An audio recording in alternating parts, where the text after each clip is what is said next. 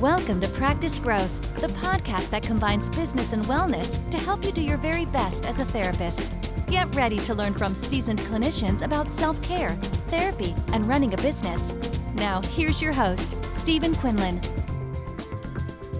Hello, everyone, and welcome to Practice Growth. So glad that you joined us to hear a story about a clinician who has made it to, I think, the top of her game, doing various things such as executive coaching, writing a book, all in addition to managing her private practice. I am talking about Rachel Barbanel-Fried, also known as Dr. RBF. She is joining us for a second time here on the podcast. She's definitely a podcast favorite, got a lot of great feedback around her, and also just one of my favorite people to get a chance to sit down and chat with. As you'll see, she has made wonderful use of what we end up calling her up yours attitude in order to do things that she wants to do, and she didn't let anybody or anything stand in her way of doing things the way that she felt like would be most beneficial for her and her life. So we talk a lot about that, and we also talk about self-care as a therapist and how that takes a primary importance when you get to a certain place in your career, and how you don't necessarily have to wait for that, and you can start doing many of these steps today, which of course translate into more success for you and your practice overall. So I'm super happy to have Dr. RBF back here on the show again today. It's always fun and lots of laughs, and I also think lots of great nuggets of wisdom in there as well. Wherever you are on your path, there's really something that everyone can find to take away from this conversation. I know that I certainly did. I also wanted to let you know that registration for the next session of the Practice Growth group is currently open. The group is going to be starting on April the 6th, and we're meeting on Wednesdays on Zoom for an hour at noon Eastern Standard Time. I'm so excited to share with you everything to help you move to that next place in your business and in your life, whether that be starting a private practice, building your private practice, or making an offering that is outside of your practice. And I just love that we get to do this in the group format with other like-minded growth mindset clinicians who are moving along that same path as you are. You can get all the details at growingthepractice.com, but don't forget that registration is open for a limited time, and I am going to cap the numbers. So if you'd like to get in on this session, head over there to check it out.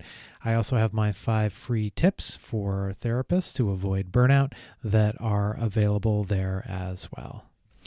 All right, so it is time for us to sit down with Dr. RBF and hear all about how you can grow yourself and grow your practice at the same time, all while using her can-do attitude. Or is it a screw-you attitude? I'll let you decide. Well, it's great to see you. I appreciate you coming back on again. Super excited to talk to you again. I'm happy to be here. We had such a good time last time. Yeah, for sure. I really enjoyed last time talking to you about kind of all the mindfulness-based stress reduction stuff that you do. I know professionally and also personally.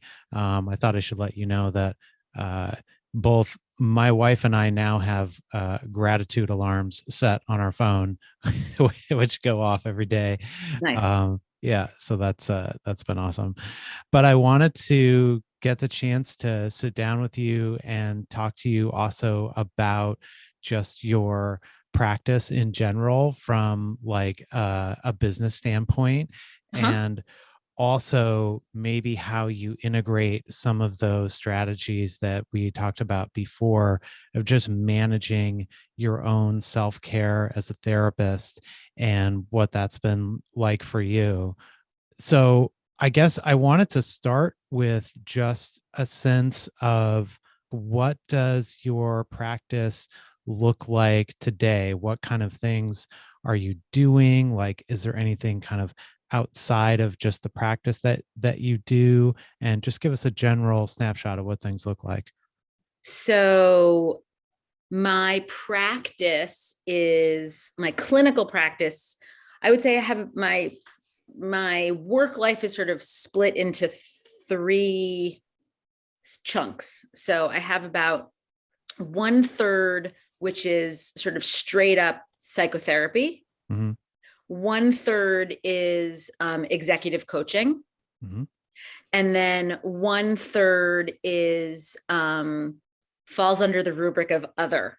And Okay. the two things that I'm doing in that other are I'm doing a bunch of like workshops and lectures, and I'm writing a book. Nice. Nice. So I hope that when I get to actually have to peddle my book, you'll have me back. Of course. Yes. It's part of your whirlwind book tour that you'll be doing coast to coast. Exactly. Yes. Exactly. Yeah, absolutely. I've been through that process myself, and it's quite the undertaking, but super rewarding when you actually get to the finish line. So know that as Yes. you're I'm at the starting line, very much so. So are you? Okay. yeah. That's awesome. I mean, it's so varied what you're doing, so that it's not just 100% I'm doing one-to-one client hours, my practice all the time, 24/7. Right. I imagine that in itself probably helps to just keep you from getting burnt out on doing the same thing all the time. Yeah, for Yeah. sure. Yeah. Absolutely. That's great. So how do you like, how does it sit with you at this point? How do you feel about it? Does it feel like, are you satisfied with it? Does it feel overwhelming? Like, just how does it sit with you at this point? I mean, yes. Yes, all the above. All of the above. Okay. I mean, I came to psychology in sort of a like circuitous route. I actually never thought that I never planned to be a like therapist. That wasn't what I wanted to do. I wanted to run a school. I wanted to work with like youth that were sort of unsuccessful in traditional placements. And so I sort of thought either a camp or a school. And I knew quite early in my 20s that I was not going to do that well working for someone else. So I needed to like basically get a degree I thought that was going to allow me to kind of be the boss of myself. Right. Mm-hmm. And so that's why I decided to get a doctorate. Okay. In psychology. Because I thought, then I can do all these things. It's a credential that's going to kind of open the doors for me. And then and so that's part of why I decided to do a PsyD and not a PhD, because I wasn't really interested in the research. I wanted the clinical experience. And then as part of my training, I had to do a lot of therapy. And then it turns out that I liked it. And it turns out that it felt like I was pretty like effective at it. Mm-hmm. And then even after I graduated, I worked in schools for a while. I worked in high schools. Then I did a lot of psychoeducational testing. And then I worked in university counseling centers. So I was sort of getting a lot of different experiences. And then I actually opened my practice sort of almost not by accident, but sort of on a lark. I was talking to a mentor friend who said to me, if you ever want to sublet my office, just let me know. I had a full-time job. I was the director of a small college counseling center at the time. And I was like, I'm not ready for practice. Thanks. I have this full-time job, blah, blah, blah. And then literally the next day, somebody calls me and said, I got your name from so-and-so. I heard you're the best. I would like to see you. This sounds like a nudge from the universe. I was like, well, I don't have any space in my practice right now. Like literally just that doesn't exist. I don't know where that came from. And she said, well, she said, do you have a wait list? And I was like, sure. You're the first one on it. Exactly. So then I was like, I'll let you know. Uh-huh. So then I called my friend back and I was like, can I use your office once a week, like in the morning before I go to my office job? And she said, sure. So I called the person back, blah, blah, blah. And so it's sort of that, literally, that was my first. And it just kind of, then I started seeing people 2 mornings a week before work, 3 mornings a week before work, until eventually I decided that I wanted to quit my day job and open my practice full time. And then it turns out being a therapist, being a shrink is actually a really good job for a mom, because I can make my hours work for me. Yeah.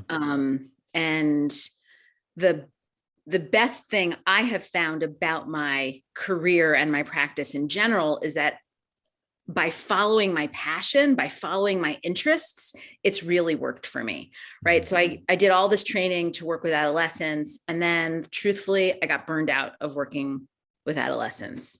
And then I know, right? Can you imagine? Strange. Yeah. And it's not actually the adolescents, it's really the adults that are like the collateral that you have to work with. They're so difficult. Yeah. And then, but then, as I was in the process of getting married, I got really interested in premarital counseling and really interested in couples work. And then as we were starting a family, I got really interested in perinatal health concerns. So I got, extra training in working with, perinatal health. And then so on and so on and so on and so forth. And it's been just endlessly fascinating because I've been able to just sort of iterate according to what my interests are. I love that there's like this parallel process happening there too. It's also the things that are going on in your life. Right. And you're like, this is happening for me right now. So I'm going to understand this obviously on a personal level, but then also you get to sort of take that into your practice and help other people work through the exact things that you're working through. Right. Yeah. And I think it's so important too, to, just as you said, be able to follow your passion and know that clients will come from that, like the business will sort of come from that. I think that sometimes there's this fear of, well, if I just do this super kind of niche area or even somewhat general area, that's such a small part of the population that no one's ever going to come to see me, and I won't have any clients, which is of course not true at all. So, I was told at the beginning, you're supposed to sort of specialize, right? People say, oh, you have to have a specialty. And I think that there's some truth in as much as I think you do need to have an elevator speech. What do you mean by an elevator speech, I mean, you need to be able to express yourself in 3 sentences to somebody that you have seen in the elevator about what you do and who is the client you're looking for. Okay. The flip side of that is that I do not like to be pigeonholed. And so whenever anybody said you should specialize, I was kind of like, up yours, like specialize this. Yeah. Yeah, exactly. That's not for me. But when I do think that there's a lot to be said in being able to really explicitly describe who you're looking to bring into your practice. Right. Well, if you don't have that description, then that person doesn't necessarily walk through your door unless it's by pure chance. Right. So being really clear on that yourself allows that to actually kind of come into who it is that you're working with. Right. I get what you're saying too. I think that probably ties into that, what you were saying about how you didn't want to have somebody else be your boss at the same time, right? I feel like you have this maybe somewhat rebellious streak to you. Where, I used my powers of therapist-iness to pick up on that subtlety. But how awesome that is, and that's one of the joys and it's certainly something that I found, obviously the scheduling that you've mentioned, but also you really can do what you want. And I don't think that people always are aware of that. Right. For sure. Yeah. That's the beauty of it. I mean, I jokingly say I don't have a boss. On the other hand, like every single client is my boss, right? Like there's this, there's this like push pull where, yes, I have to create what I want. But on the other hand, like if I'm not actively, engaged in, like business development, it's not going to just fall in my lap. Right. So there's like pluses and minuses. It's not for everybody. That I'm clear on. Yeah. I have the benefit of being married to somebody who has a salary and has health insurance, right? Which actually makes it easier for me to not have to buy my own health insurance, right? It also means that because my schedule is so much more flexible, I'm the one by default that has to do the flexing. Right. I'm in the exact same situation. So, and I do think that obviously that helps if you take the insurance side out of things, in terms of having your own insurance. And also that I think especially early on when you're first starting out, there's the fear around the flexibility, since we're talking about that, of the income, right? So like For sure. people come and you have income, they don't come and you don't. And that's like kind of terrifying. But if you have somebody who has a salary to offset that a little bit, I think that can help a lot, at least initially. Sure. Which is also why I started my practice when I had a full-time salary, right? Because then I had that flexibility, and I literally didn't go to full-time practice until all my mornings were filled. So I started, and I'm a lark. So I'm like an early morning person anyway. So I'm happy to, I started seeing people at 7 a.m. I would see 2 people every day. I'd get to work at 9:30. Right. And so it was only once I had 5 days a week of that being filled that I thought, okay, I think I now can like build from there. Yeah. Right. But I also think it's definitely true when you're working for yourself. Most of the people that I know, and this is certainly true for me, who work for themselves, at least for the first like 15 years, are busier than they want to be. Yeah. Right. Because of that. Right. Because you only eat what you kill. Right. Right. And so if like I would say, my sweet spot in terms of like my own kind of mental health, feeling really balanced, is probably somewhere about 12 to 15 clinical hours a week. But in order to book 15, in order to actually have 15, I have to book 18 because there are always people who cancel. Right. And if I want to book 18, I have to carry something like 22. Yep. Right. And there are some weeks that I see 9, and there are some weeks where it's like 22.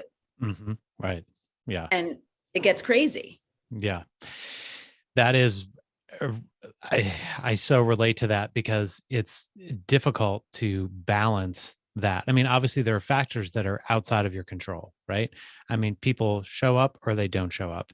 And certainly, and I know people have different policies around, no show or late cancel fees. I do think that mitigates things somewhat for you.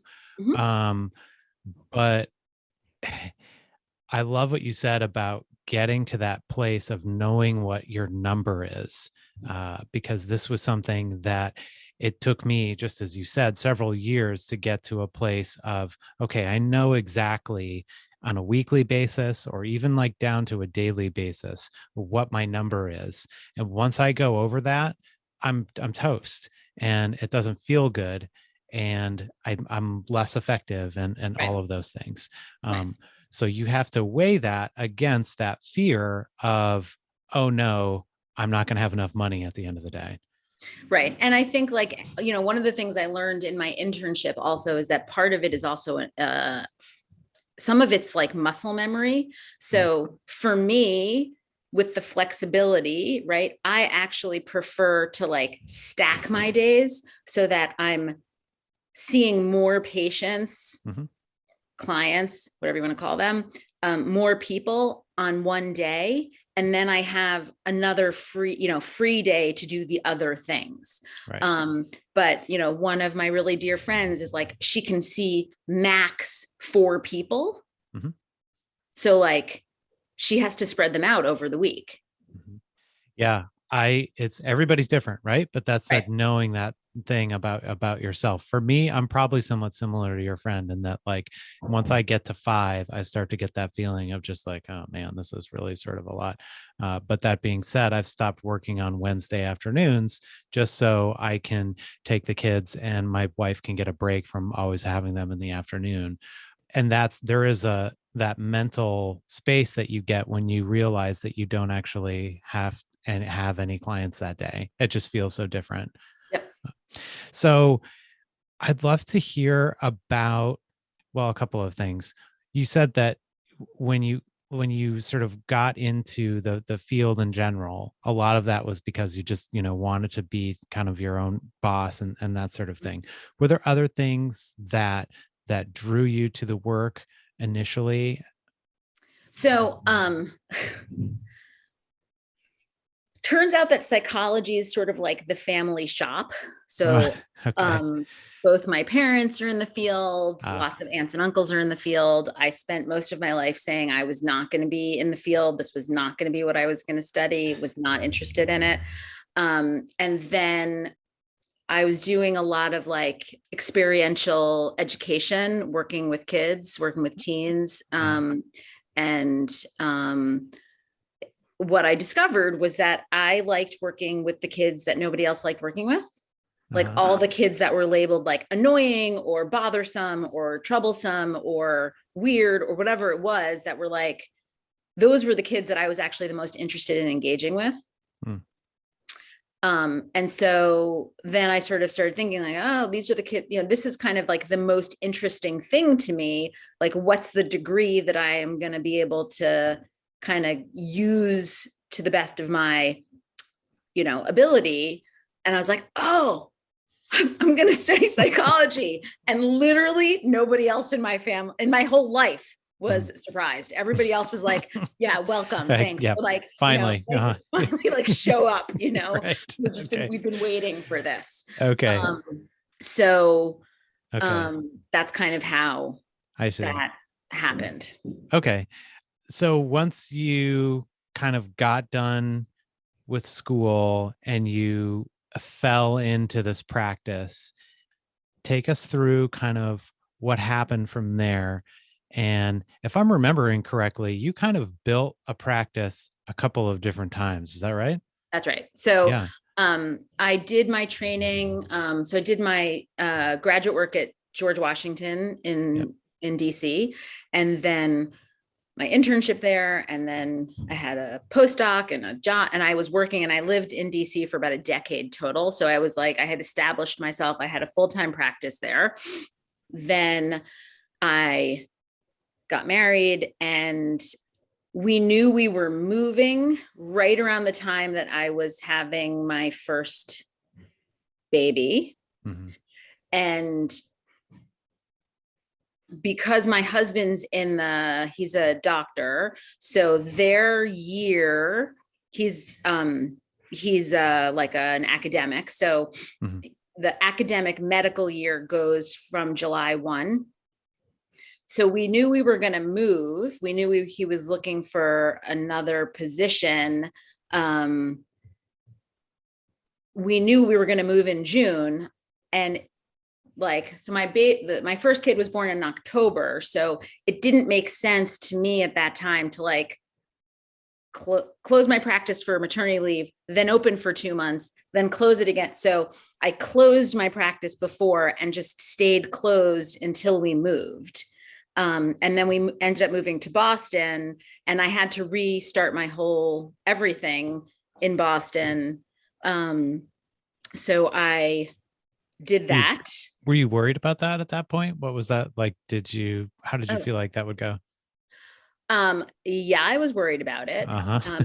The biggest thing though that I remember about that was I didn't actually realize what I had given up until I was there, Mm.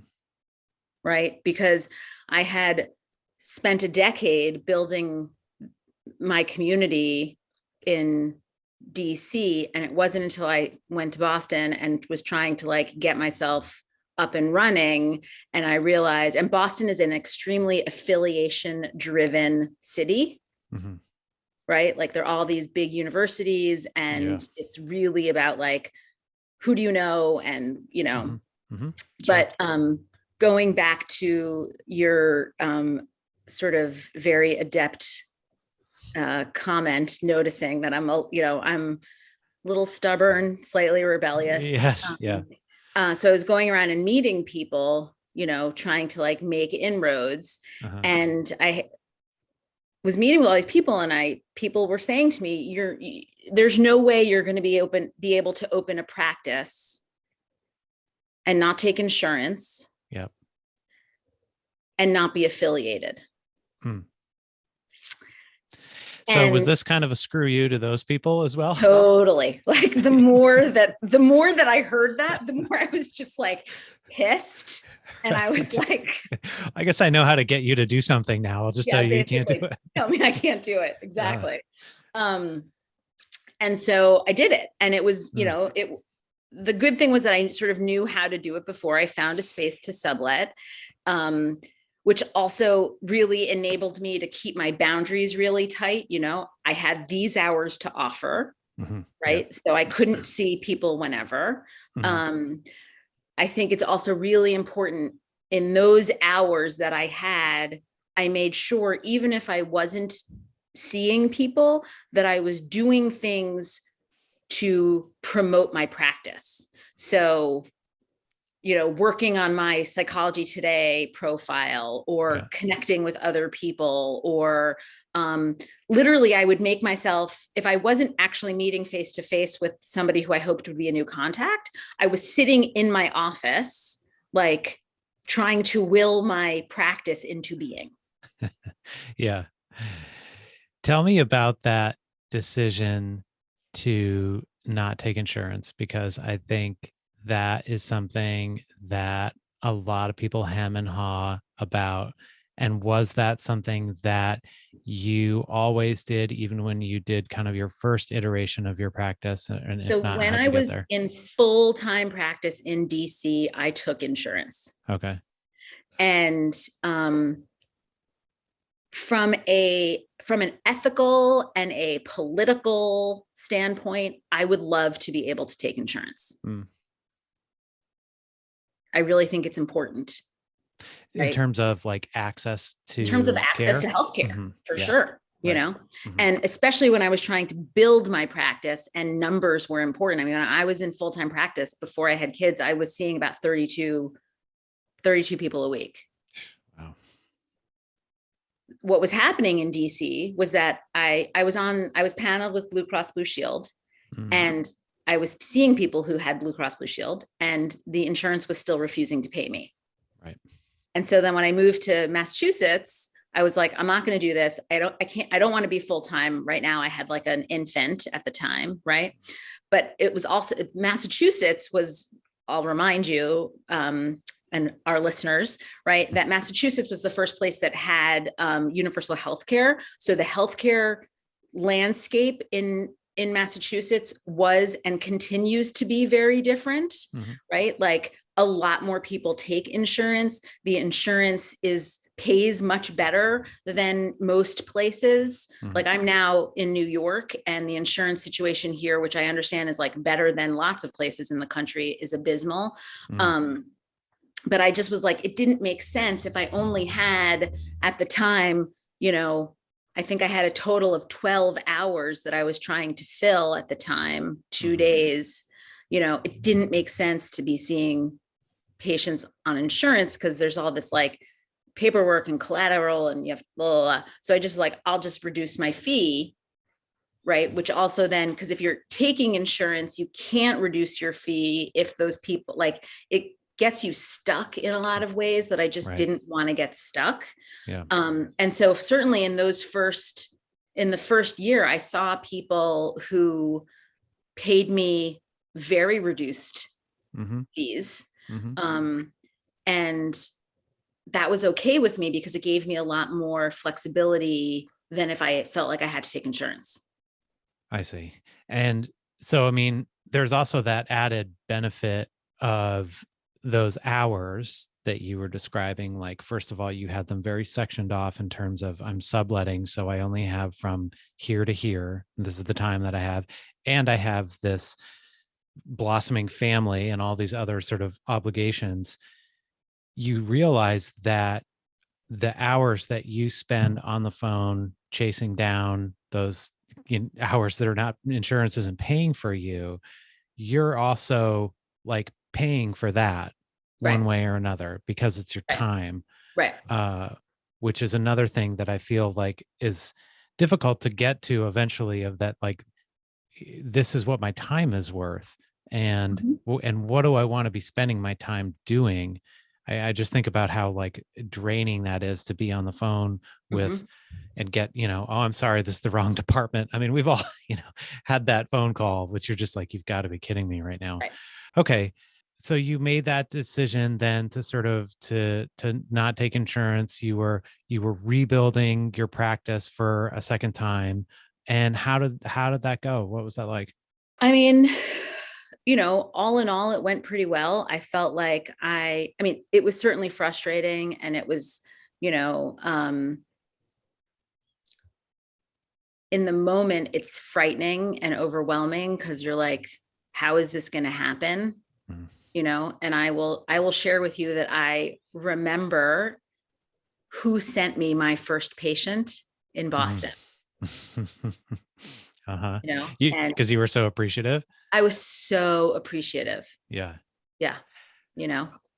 I had that same experience that you did too, going backwards a little bit for a second, of people telling me this is not going to work. I remember being like, oh, I'm going to go out of network. I'm so mad just hearing that. Me too. I get like furious. And it was like, I remember, speaking of remember specific things, it was, I don't know if you remember on Psychology Today a while ago, there used to be like these forums and people would post these questions, and then other, clinicians would come in and answer. And so I was like just riddled with anxiety around opening the business, first of all, then not getting off insurance after that. And I had asked, there were some super supportive people on there, which is amazing. They go out of their way to answer these questions. But I'd asked some question about out of network, and this lady came on somewhere in like Indiana or something, right? And she was like, I can tell you right now that there's no way that that's going to work. And it terrified me. I was like, oh my God, I'm doing the wrong thing. And then luckily all these other people chimed in and they were like, what are you talking about? Like, why would, you don't know the specifics and whatever. But it just, I don't know what that is. Like, maybe people are, if they're too worried to do that themselves, they want to I think it discourage comes others. from a place of fear. Yeah. Right. That's my Probably. take on it. It comes from a place period. of fear. Yeah. And I feel like I'm pretty grateful that my response to that is pretty much like, screw you. Right. I'm gonna, right. This is how this has served you well. Yeah. Right. It has served me well. Right. Yeah. And, because I mean, we don't get any training in grad school about how to run a business. Yeah. And, it's taken me a while to understand that, like, I am, in addition to being a psychologist, in addition to being an executive coach, I'm also an entrepreneur. Right. I never thought of myself that way. Me neither. Yeah. Right. But we are small business owners. Right. And so, I've had to start to think about, like, what does my marketing look like? Right. And what's the brand that I have? And like thinking about all these things that like have actually been really helpful. If you go back to what we were talking about in terms of like the elevator speech, is actually really helpful in thinking about how, like, what is the life that I want to create? Right. And if I think about what's the life that I want to create, then I can kind of back up from there and think about, okay, what's my time worth? How many hours? Who are the people, right? And that's, again, how I've gone from, doing solo psychotherapy, sort of morphing into this executive coaching world. Mm-hmm. Tell me more about that, because I'm curious how you started to kind of diversify into these different areas. Again, really, it sort of fell in my lap in I thought you some way. might say that. Okay. So my office was actually just outside of Boston in a suburb called Newton, right? Which is sort of,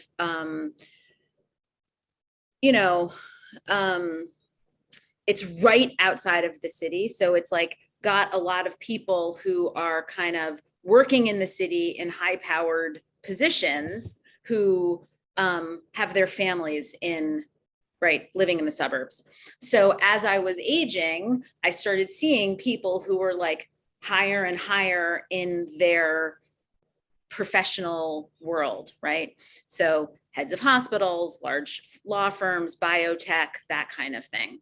And what people were saying to me was, this is much, and these are all people who were getting coaching as part of their like jobs, right? And people were saying to me, this is much more helpful than my coach.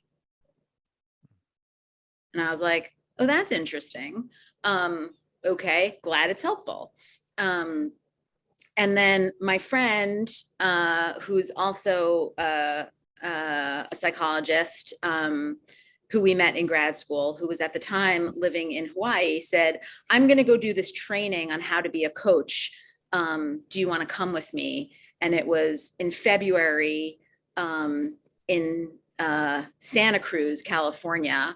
And it was like a week in February in Santa Cruz. And I was like, sure, that sounds like fun. Love it. Let's go do that. Yeah. And then so I started meeting all these people who are working in coaching, and they said to me, you have a really interesting take on this because you have the psychology piece on lock. So then, one of the people that I met through that was like, 2 months later was like, I have somebody who needs a coach. Can I send her to you? And I was like, sure. Terrified. It's the exact same thing all over again. Terrified, right? Completely freaked out and was like, sure, let's give it a go. And then that person was like, I have somebody for you.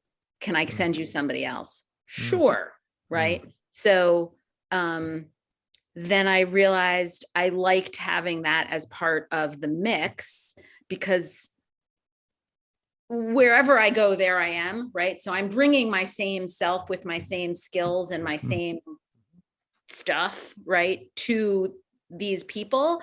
But it is sort of, it's a little bit more, I work a little bit more with like the positive psychology theories and a little bit less, although some still with like all of my psychology training is like very dynamically focused. So it's like a lot about attachment. It's a lot about, internal dynamics, which comes out in work also. Sure. Right. Yeah. But it sort of mixes it up for me. So I'm kind of always on my toes, which keeps me really invested and interested and, engaged. Yeah. There's a different feel, I think, with doing the coaching versus doing therapy. In some ways, I feel like, and maybe this is just my own experience, but there's something that allows you to be a little bit more genuine with yourself, a little bit more, I don't know if I want to say revealing, but something like that, in that like you don't have to have on that kind of that therapist hat all the time. You know what I'm saying? I do, but I will say to you, so I went to the GW PsyD program, right? So at the time that I was there, it was like straight up psychoanalytic, right? With the exception of one professor, like all of my professors were analysts. Yes. Right. I had a similar experience in New York City. So I know what you're saying. Yeah. So, like if I never hear the phrase tabla rasa ever again in my life, okay. right? This idea of being a blank slate, the blank slate. Yeah. it'll be too soon, right? Yes. Like I never hear it's it again. Preposterous. Right? Yeah. Right. So, and looking back, right? Who were the people that I worked with? I worked with adolescents. Yeah, that's not going to fly. Yeah. That's not going to fly. No way. Right. And so I already found my way to be rebellious within that frame. Mm-hmm. Mm-hmm. Yeah. Right. So like in the very beginning, like what was I doing? I was playing basketball with kids. Yes, you and me both. Right. I know, but like it's a little preposterous. Like I'm 5'2". Right. Oh, okay. I only have a foot on you. It's not that big of a deal. So like, and then from there I was working with like couples and families, and like I always seem to manage to find a way to, because I don't think it's legit to like be not yourself. Right. Yeah. I think that, and I also have done a fair bit of like working with trainees and supervision. I think what's helpful about the idea of being the tabla rasa is you're trying to kind of maintain an sort of like an emotional, psychological equidistance from outcome. Right. So working with couples, I can't be invested in whether the couple stays together or not. That's not up to me. Right. And maybe your work is to help them not be together. You don't know that. 100%. Yeah. Right. So that's where the tabla rasa in my mind comes in. Right. And so, I am somebody who shows up with like as myself. Certainly as I've grown in more comfortable in my skin, sort of, I've been doing this almost 20 years. Like I'm also more comfortable with that. There's just some of that, right? Because I understand also what part is me in the moment, right? I'm really I work very relationally also. So like, I was working with somebody just recently, and everybody's either on Zoom or on the phone at this point, right? I'm not seeing anybody in person. And it was a fairly new client, and she was telling me, this was a psychotherapy client, and she was telling me what was happening in her life. And I said to her, I was like, I can really feel through the computer. Like I really feel how much you're suffering. And I said to her, I was like, it must be really intense to be in your body right now, because it's one thing if I'm sitting in the room with the person, right? But to actually feel that from her, like sitting so far apart, it must be really, really intense, right? So I have the ability now, because I think I've been doing this for so long, to like utilize myself in that way. Yep. And I do that both in psychotherapy and in coaching for sure. Right. Where like somebody's telling me about like the coaching, and I'm like, okay, but what's really happening? Right. Yeah. And that's the beauty of, as we were talking about earlier, you working through the stuff that's going on in your life, and you are going through sort of all of these transitions and managing all of that stuff, and then being able to bring that stuff into the work, that you get to progress alongside, it's this constant sort of state of development in life in general. And you should be working on yourself, right? If you're a therapist. I mean, like, if you're alive, if you're alive, period. And there's like, and I don't know, maybe this ties in some ways, at least I remember this for me, with even with the insurance piece, like you were saying, you get stuck in like this place, and it's this feeling of like being stagnant. And the way things are now feel so much different, so much freer, and so much just ability to focus on what it is that you want to focus on. And it's just beautiful. It's such a beautiful thing. So it is a really beautiful thing. And I feel really, really grateful for it. And there, you had sent me some questions to think about before. And there was one thing that I also wanted to make sure to talk about, because I don't know who's going to listen to this, but if you're someone who's starting out in your career, right? There are a lot of hoops you have to jump through. I had to jump through, right? And my fear is that sometimes I think in today's world, there's an expectation that folks have that they should kind of know what they want and be able to get it out of the gate. And I don't think that that's helpful. And I don't think that that's true, right? Like what I tell folks, whether they're just people I know in my life, people I'm supervising, people I'm working with, like, it's actually important to have a shitty first job. Sorry for cursing. But no, it's okay. Yeah. Like it's important to like understand that like, just because you have like something that is not great right now, like that's okay. Right. Like you can learn something from that. And you can that will help you figure out where you want. If you had asked me 10 years ago, would my life look like what it looks like now? I would have laughed at you. Yeah. Same. Right. Like, no way. And that's okay. Right. You shouldn't, like, none of us need to know exactly where we think we're going to be, but it's more about kind of continuing to show up and follow your interests. Right.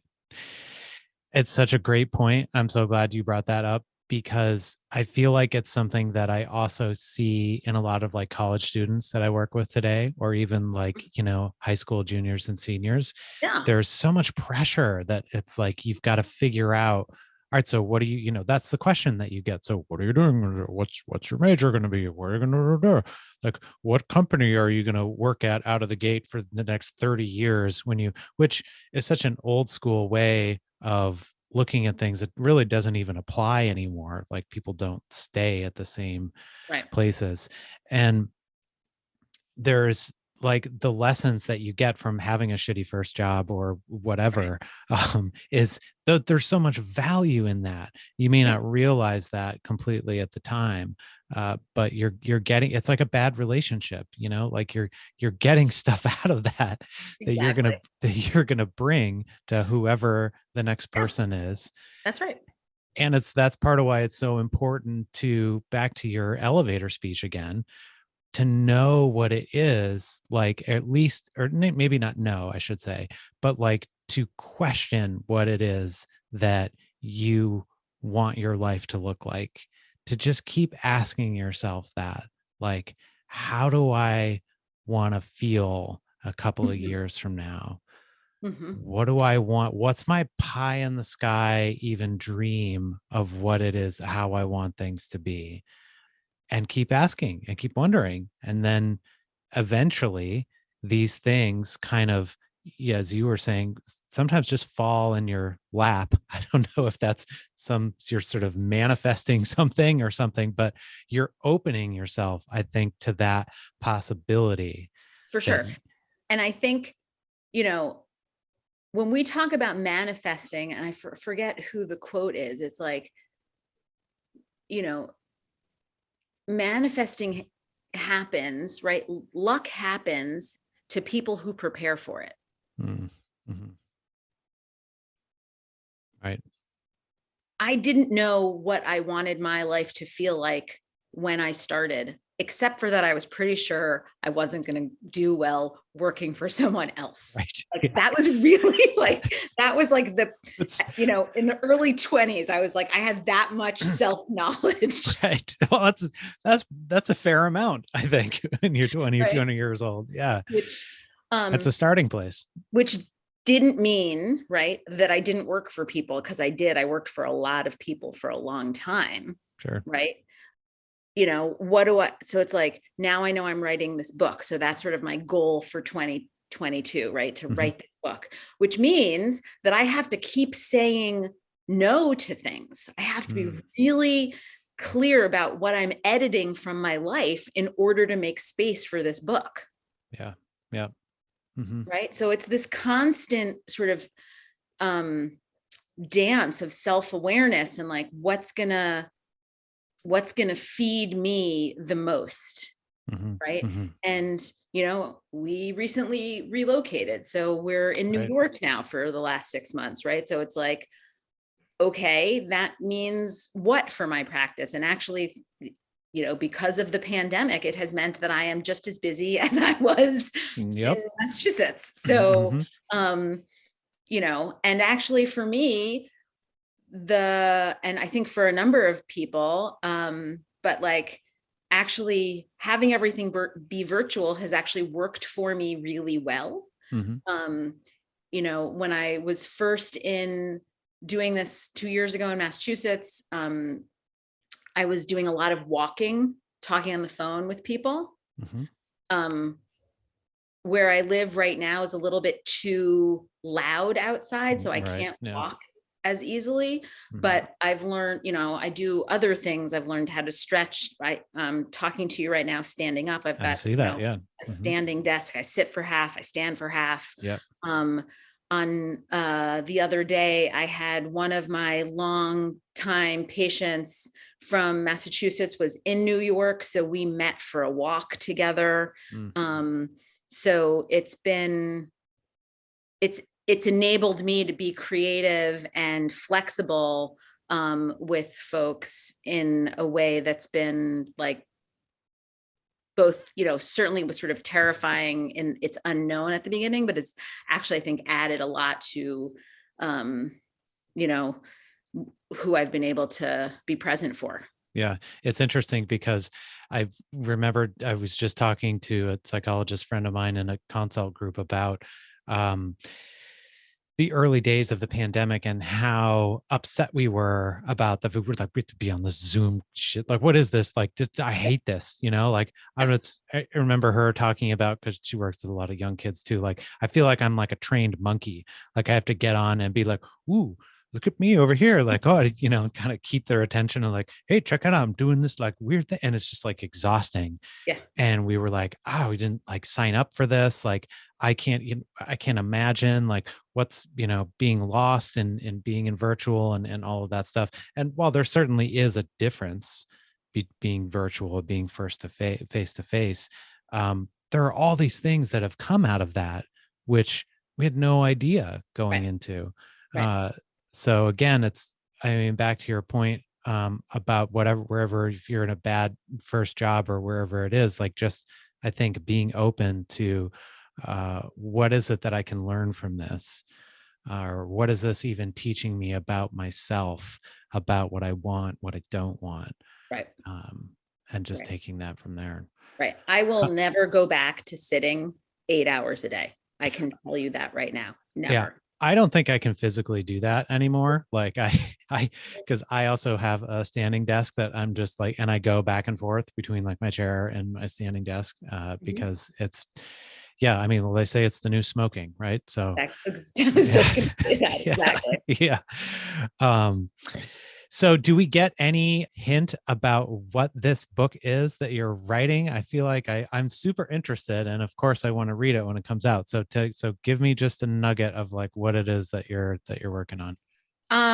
The nugget is sort of what I think are like the pillars of health, right? Sort of, if you're feeling super depressed, really overwhelmed, what can you focus on to kind of get yourself to a place where like things feel manageable?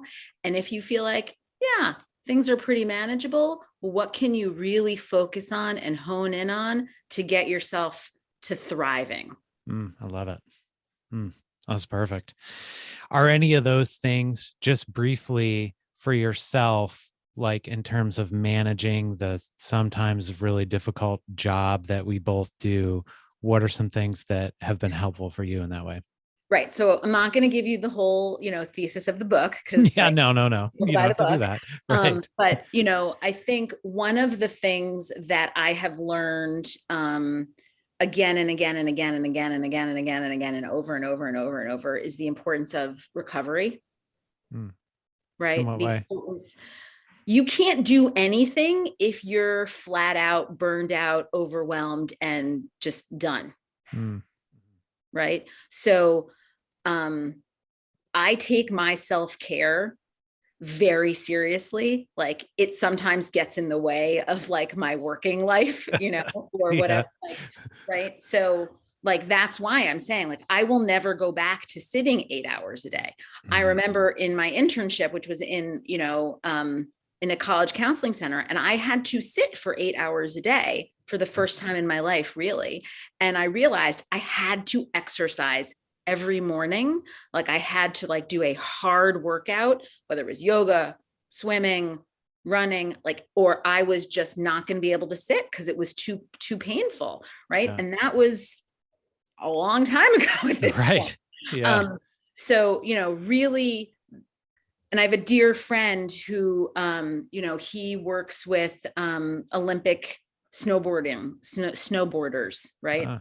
And, he says the percentage of time that those guys or gals, those folks, right, are actually snowboarding is a very small percentage of time. The majority of what they're doing is working on their recovery.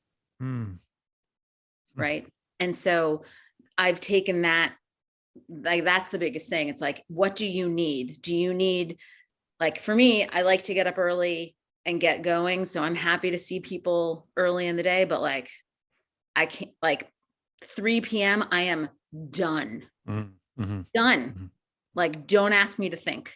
Right. So, right.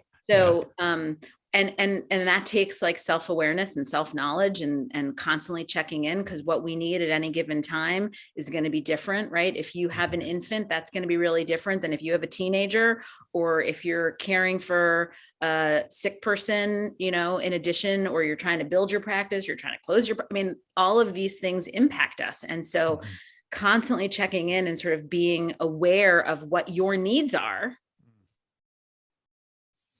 is like the secret sauce. It really is. And it's like where you prioritize that, I think. And there's a shift that happens, I think, at some point, as with a lot of these things that we've been talking about, like you get to a certain point and you're just kind of like, whoa, wait a minute. But I think where that goes from maybe being kind of pushed off to the side, and I remember doing this myself, like, other people who are maybe like sort of weak or something might need to, do that. But I got this. It should be fine. I'll deal with that later. Like, it's totally not a big deal. Right. To like, I need to, just as you were saying, like, I have to put other stuff to the side so that I can do this first. Right. And everything, some people struggle with that feeling like a selfish decision, which it is, but in a positive way. So I think that selfish gets a bad rap. Yeah, I agree. And I remember when I was really young, my dad's like best friend, who is no longer with us, but was a psychologist. Of course he was. Larry Horowitz, wherever you are, I'm thinking about you. I remember asking him something like, do you think love is selfless or selfish? Right. And he said to me, something along the lines of like, I love thinking about love as selfish, right? Making my wife happy makes me happy. It's selfish. And I remember I was like, I don't know, 9 or 10 or maybe 12. And I was like, but you weren't going to be a psychologist though. You're 9 years old and asking these questions. Totally. Exactly. But I was like, whoa, so I think of it the same way, right? Like if I'm going to, it's like, put your oxygen mask on first. If I'm going to take care of people, whether it's people in my practice, people in my family, people in my life, like I have to take care of myself first, or I have nothing to offer anyone. Right. There's something about that perspective that I think resonates with people who are empathic and who are sort of healers by nature, because you realize then that you are not doing anybody else any favors. It's not just you, and you're ineffective, and you're not doing what you want to be doing, which is helping. I feel like that resonates for a lot of people that struggle with that, with putting yourself first, which is kind of this thing that I think maybe comes with the territory of being somebody who is empathic in that way. There's like a natural tendency to put your needs off to the side, and I think it's just something that you have to get to that place of recognizing how important it is to prioritize yourself. Yeah. Yeah. So one last thing, if you kind of had that chance to talk to yourself when you were first starting out, let's say almost 20 years ago, is there anything that you feel like you would want to say to yourself of kind of words of wisdom or encouragement? What would you say?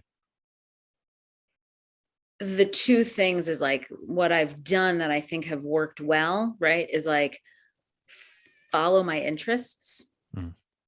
Right? Because I think that's a big piece of like intrinsic motivation. If I'm following somebody else's interests, I'm just not that engaged in it. Right. And so that's when like work doesn't feel like work. It feels like I'm just interested in this. Right. Right. So I've read all of the books because I'm interested in it, not because somebody else told me to read that book. Right. And the other is that not to move towards the stuff that feels scary. Right. That fear we only conquer our fears if we look at them and face them, not if we turn away from them. And so, that's kind of where I feel like, well, that's where the work is. Like, if this feels scary, then like, let's look under that rock. Right. Yeah. Lean into it. Yeah. No, that's beautiful. Well, thank you so much for joining us again. Thanks I eagerly await your book. No pressure, whenever that comes out. Well, so like, this is an example, right? I decided 2022, I got to keep telling people about it because I have to make it happen. Makes it real. That's right. Exactly. I can't not do it. Right. Now you have me holding you accountable. Exactly. Yeah. Well, thanks so much. Really appreciate it. Thanks for having me. It's a blast. All right. That was Dr. RBF. Her website is drbf.com. That is spelled DRRBF.com. Thanks so much for her coming on again today. And don't forget to check out the Practice Growth website, which is growingthepractice.com, where you can get your 5 free tips to avoid therapist burnout. So until next time, be well and be in touch.